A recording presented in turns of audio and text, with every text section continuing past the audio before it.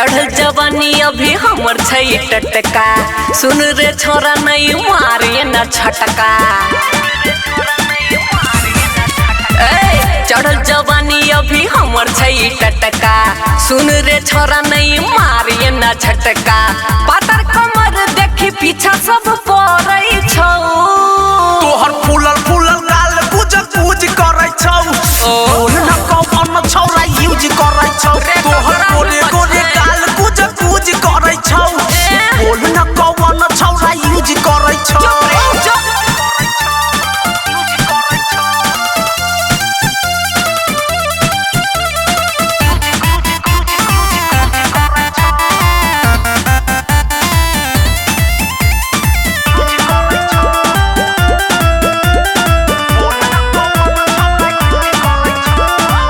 दिने दिने खिलल जाइ छौ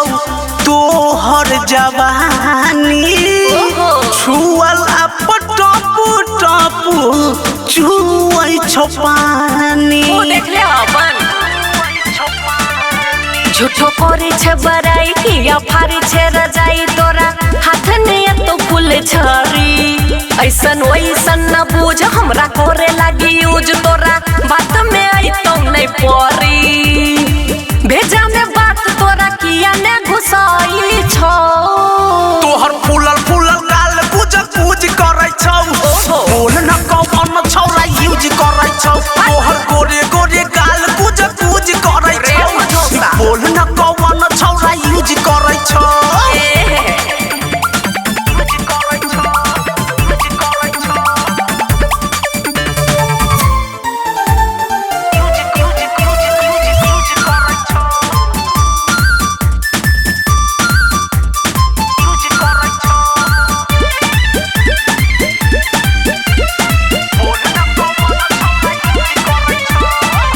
चोली में लेके छौरी घूमै छे मिठाई राहुल राज के छौरी दे तो जुठाई राइटर दीपक मासूम आइले चारों ओर घूम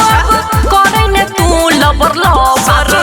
कुछो चल तो ने पता हमर चाटे छे तू माथा झूठो करे ने बात हबर हबर सब बुझै छियै चंदन विवेक लड्डू फेरा में पराई छौ तोहर फूलल फूलल गाल कुछ कुछ करै छौ ए चुप रे